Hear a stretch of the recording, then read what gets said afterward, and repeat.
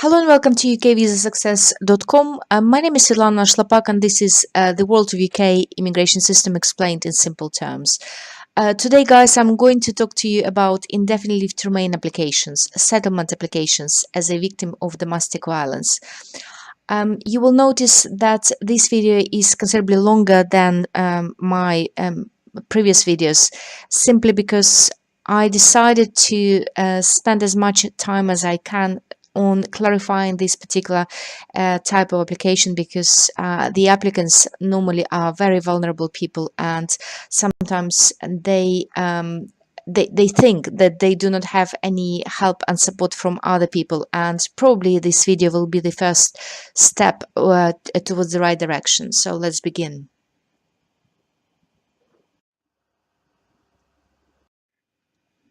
Before we begin, I think it will be very helpful if I give you an overview of the application and an overview of the key elements of this application. So the first one, the applicant will need to be in the UK. This is a pretty straightforward requirement, so you cannot make an application while outside of the UK. You will need to make sure that you are in the UK. The second one, you will need to make a valid settlement application as a victim of domestic violence. So basically, it means that you will need to to submit the application on the correct form. You will need to pay the fee unless you can prove that you are exempt, and you will need to provide the correct documents. I shall talk about this in great detail in the last part of the video. The requirement number 3, you will need to meet all the suitability requirements, and the last requirement, you will need to meet the eligibility requirements.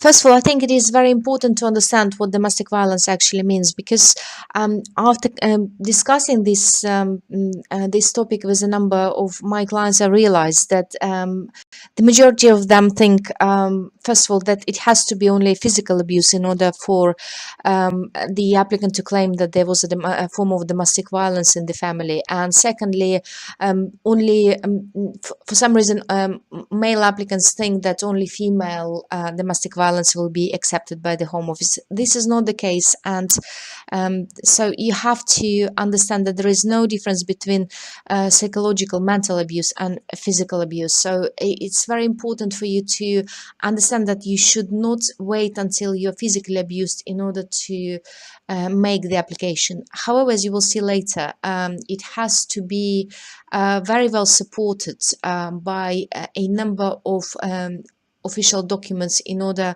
for you to succeed in the application. And sometimes physical abuse is easier to prove than the psychological abuse. So this is very important, but I will guide you later as to how you can prove psychological or mental abuse as well.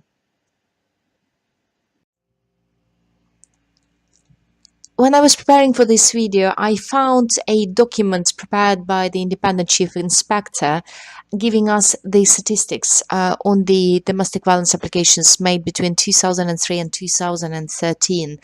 And as you will clearly see from the table which is in front of you at the moment, that there is a relatively small number of people who are submitting the settlement applications based on the domestic violence, simply because in my personal view, because first of all, the refusal rate is quite high, approximately 25%.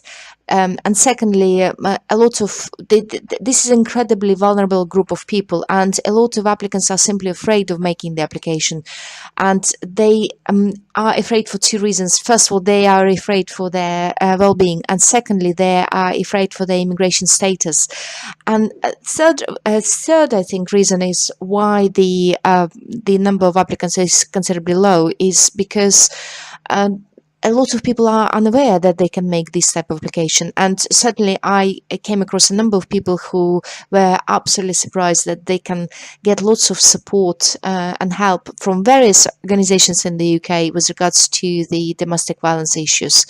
And, you know, I've prepared this video aiming to expand your awareness about the protection which you may get with the when there is a domestic violence in your family, and that you should not just tolerate the situation you are in, and there is lots of support you can get, and I shall explain later how and from which sources.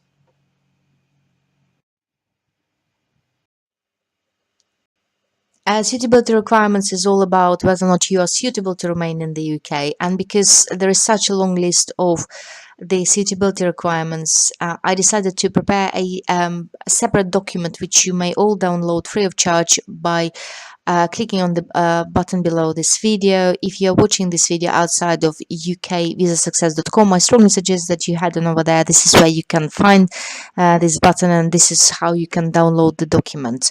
In this document, you'll find two terms: mandatory grounds and discretionary grounds.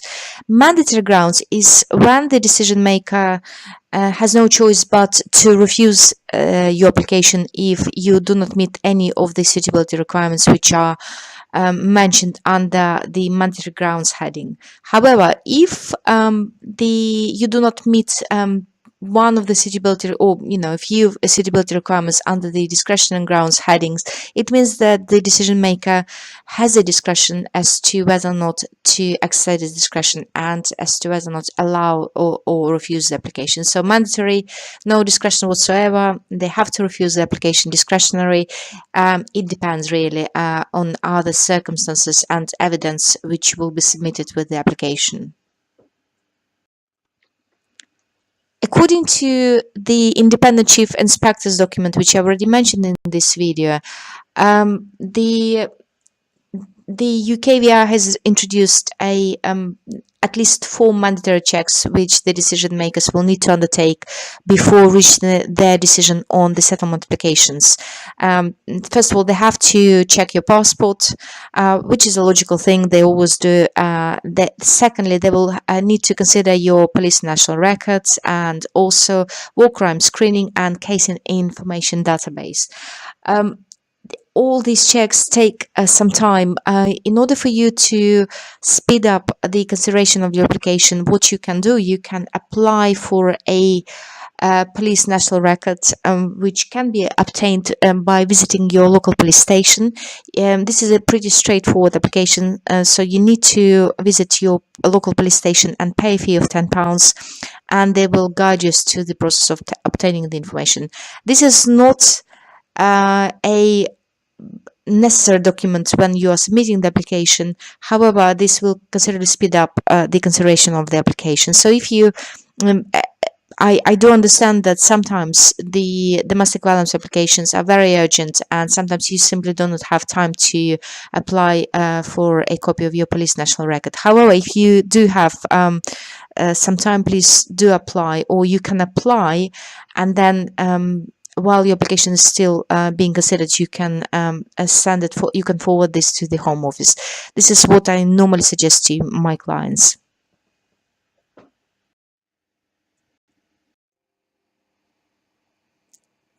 The purpose of my video and all other videos which I'm preparing for you is to make sure that you understand in a nutshell how the UK system works. And today is not an exception. Today's video is not an exception. So in addition to the suitability requirements which I have prepared for you in a separate document, I have also prepared a mind map, an overview of the actual application. And here is an extract from the eligibility requirement part.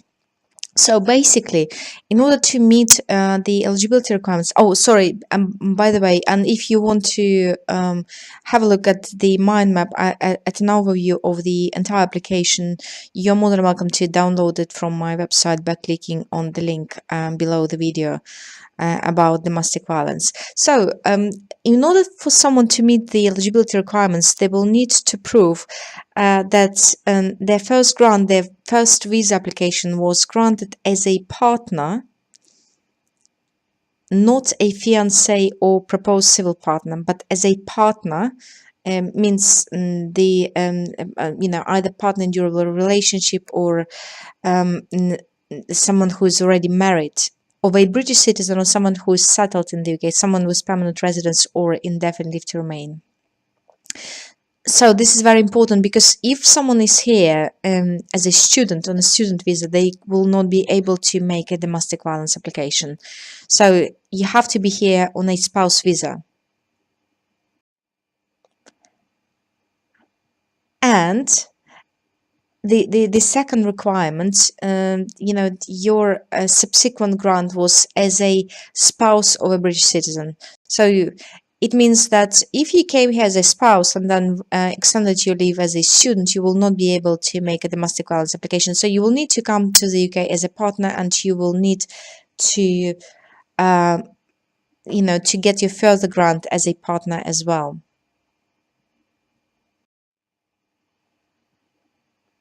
Or you have made an urgent application, so the application was granted to enable you to get access to public funds pending your domestic violence application. I'll talk about this type of application later.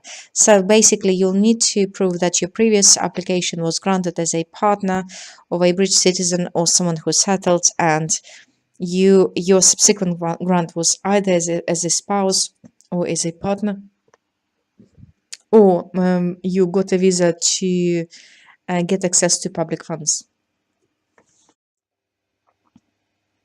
There are also circumstances when the applicants submit their domestic violence indefinite leave to remain applications, and it cannot be granted because they fail to meet the suitability requirements, paragraph number 1.5 or paragraph number 1.6. If they do not meet these particular requirements, then they are normally being granted a leave to remain in the UK for a further 30 months, 30. So if they have this type of visa where they were not granted indefinite leave to remain only because they didn't meet the suitability requirements, and now they will be able to meet the suitability requirements under paragraph 1.5 and paragraph 1.6, then they can make the application and they will meet the eligibility requirements. In case you wonder what the suitability requirement paragraph number 1.5 and number 1.6 mean, is that when there was a criminal conviction for less than 12 months, you will need to spend at least 7 years before you will be eligible to make the indefinite leave to remain application. So if this time have passed, then you will be eligible. Or if it was the non-custodial sentence, you will need to wait for at least 24 months before you will become eligible for indefinite leave to remain. So these are the eligibility requirements. And if you are absolutely confused by what I've described so far, I will try and explain this once again in a more simple to understand terms. So basically, in order for you to meet the eligibility requirements, you will need to prove that you were granted visa to enter the UK as a spouse. So if you were granted visa as a fiancé or proposed civil partner, you will not be eligible. So you will need to be a spouse of a British citizen or someone with either indefinite leave to remain or a permanent residence.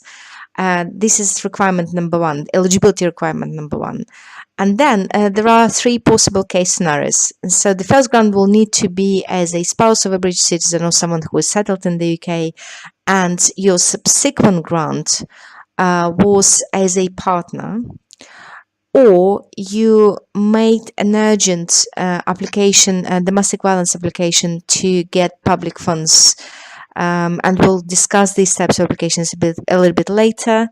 And the third category of people which may qualify is then when the applicant made his domestic violence application, however, they didn't meet the suitability requirements and therefore they were ineligible to get the indefinite leave to remain because of the suitability requirements paragraph 1.5 and 1.6. Then they got their 30 months leave. So if they have this 30 months leave, then they will be eligible, and their first leave was granted as a spouse of a British citizen. So basically the eligibility requirements is for someone who who is here as a spouse. Unfortunately, the victims of domestic violence, where they're in any other immigration category apart from those who were granted leave to enter or remain as a spouse, will not be eligible to make domestic violence applications. However, I'm aware that this is currently there are discussions about this, and maybe this will be changed in future. But at the moment, the eligibility requirements are as such that only partners who were granted leave to remain as a spouse or British citizen will meet the eligibility requirements. The procedure is a key element number 5, and I would probably say probably one of the most important elements in the domestic violence applications. Simply because looking at the grant rates in 2014, between 2014 and 15, there were 1,224 domestic violence applications submitted, and 25% of them were refused. And you know why they were refused? In the majority of cases, because the applicants failed to submit the acceptable documents. You should always remember this key element, the procedural part of the application, and you should provide as much evidence as possible to support your application. So even if you look at the application and they ask you for certain types of documents, and you think you have another type of document which will very clearly show the domestic violence case, please by all means submit it, even if it's not in the guidance or not in the application form, because it will only help you. I would like to emphasize here that different types of evidence are weighted differently. So greater weight is attached to evidence which is independently corroborated and which confirm guilt through the admission or a court judgment. And also police reports, as such, excellent evidence of domestic violence.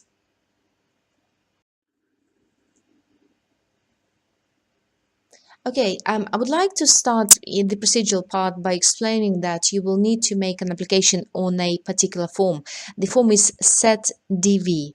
It's very important to also understand that there are different types of the application forms, and if you submit your settlement application as a victim of domestic violence on the outdated form, it will be refused. So you have to make sure that it's an up-to-date version of the application form. So here is the name of the form, and here is the where you can check whether or not it is a valid application. So you need to make sure that you are submitting it on the correct form and it is up to date.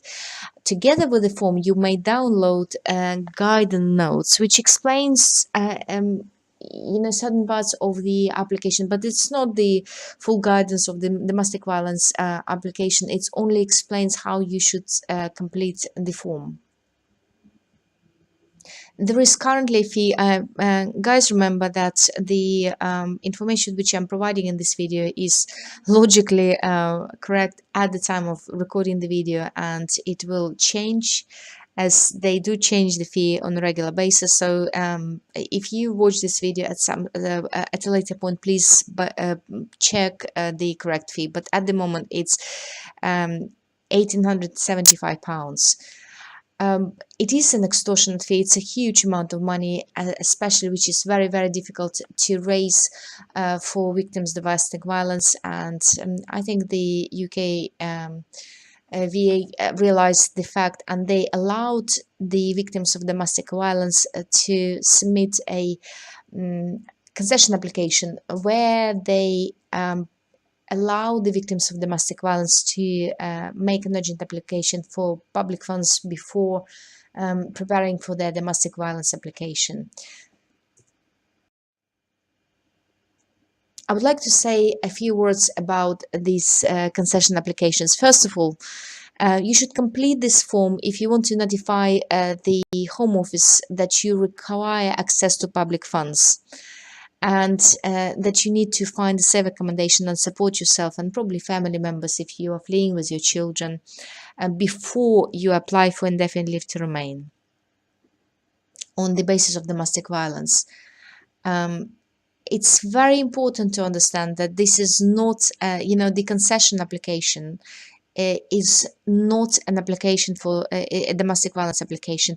This is an application for an interim relief and to get an urgent access to public funds, which will enable you to make a subsequent application as a victim of domestic violence. So basically, if this is for someone who needs an urgent access to public funds in order for them to be able to make their domestic violence application. So if your victim of domestic violence concession application is successful, it will only be granted for 3 months, within which you will be accepted you will be expected to make your proper domestic violence application together with all the supporting evidence. And also, there is another very important thing to understand is that the fact that your urgent victim of domestic violence concession application was granted is in no form an evidence that your domestic violence application will be successful as well. So you will need to make a separate application and you will need to get a very strong evidence in order to support it. So this is only to help you get by in in terms of your financial well-being before you make your domestic violence application. You can apply by email or by post, and of course the applications by email will be considered much quicker.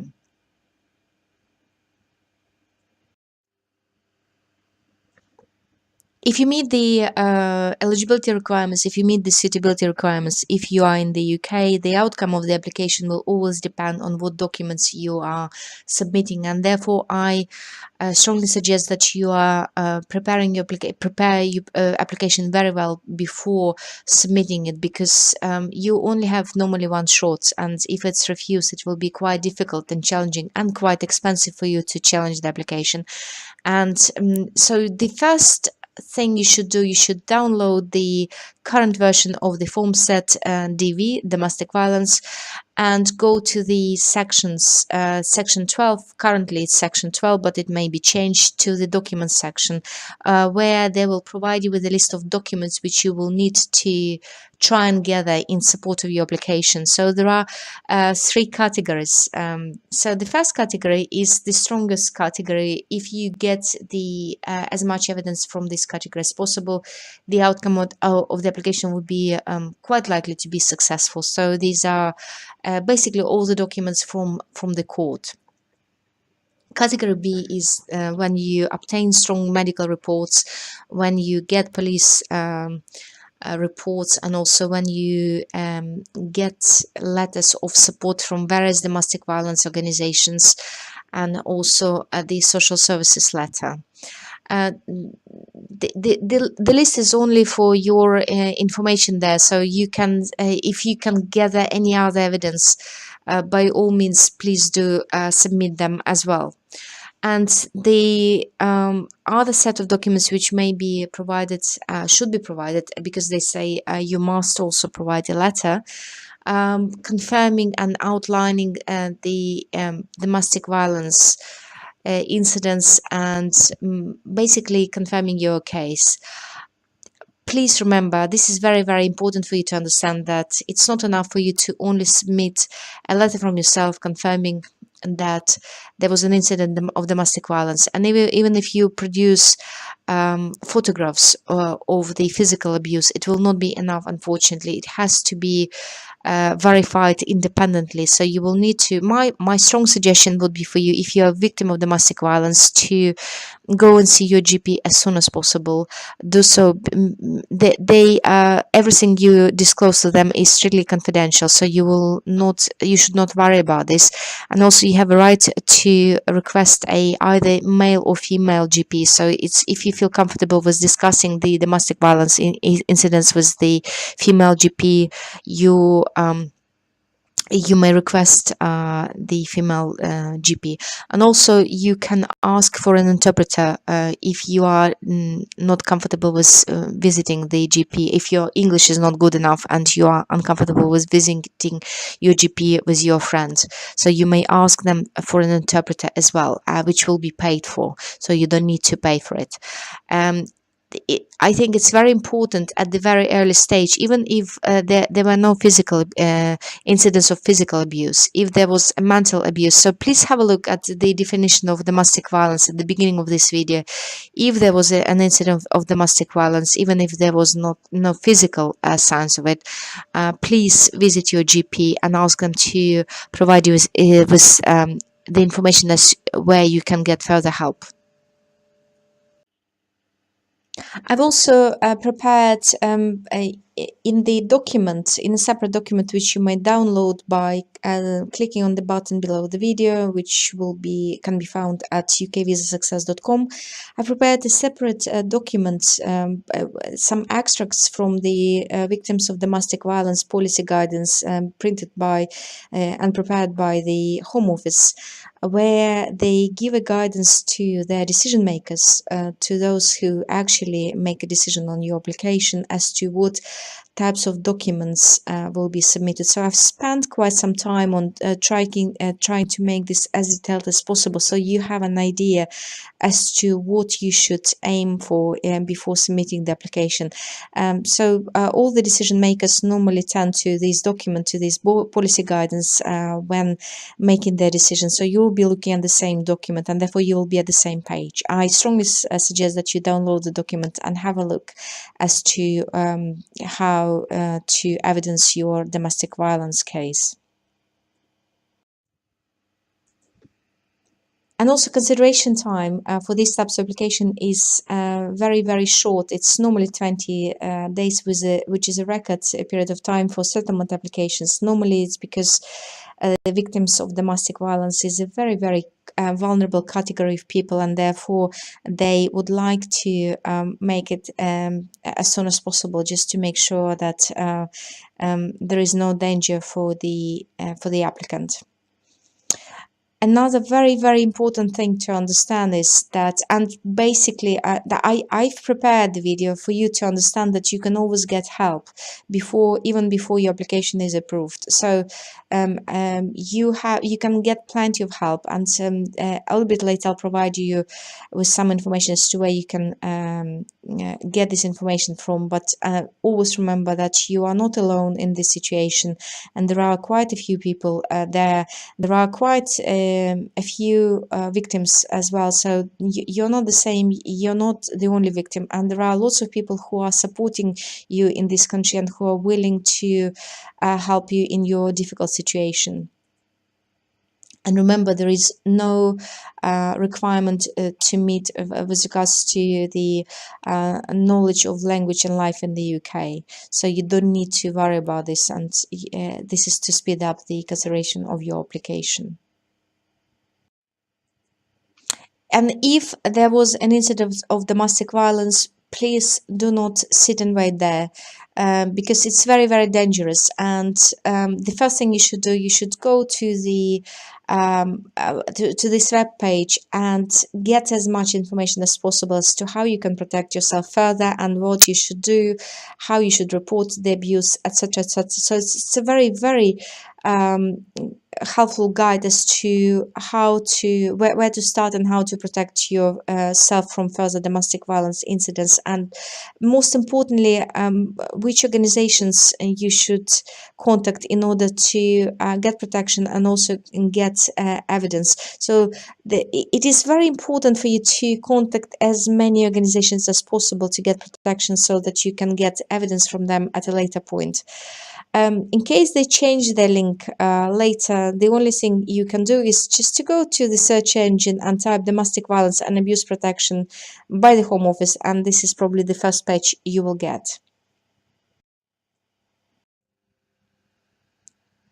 And in order to summarize today's video, I would like to first of all emphasize that it's very important for you to understand that domestic violence cases are not limited to physical abuse. These can be psychological, mental types of abuses, and also your partner's controlling behavior may be classed as a domestic violence as well. The second thing is you have to be in the UK to make the application, and also you have to comply with the procedural part. You have to make a valid application on the correct form. You have to either to apply for exemption, or you have to pay the correct fee. Requirement number 3, you will need to meet the suitability requirements, which can be you can see them by downloading a document, a separate document where I describe all the mandatory and discretionary grounds, and also you have to meet the eligibility requirements. Guys, this is very important to understand that you have to get further assistance if you are a victim of domestic violence, and there is plenty of it, and it's really in certain cases it's really powerful. So you have to let other organizations know as soon as possible if you are being treated badly, and you have to take further steps in order to protect yourself. And this video was prepared especially for you to make sure that you are not sitting there and you're not suffering alone, and that you seek protection and you get support from other organizations. I wish you best of luck, and I hope that this video helped you on your journey, and that you will take further steps necessary to protect yourself and to succeed in your indefinite leave to remain application as a victim of domestic violence. Best of luck and have a nice day.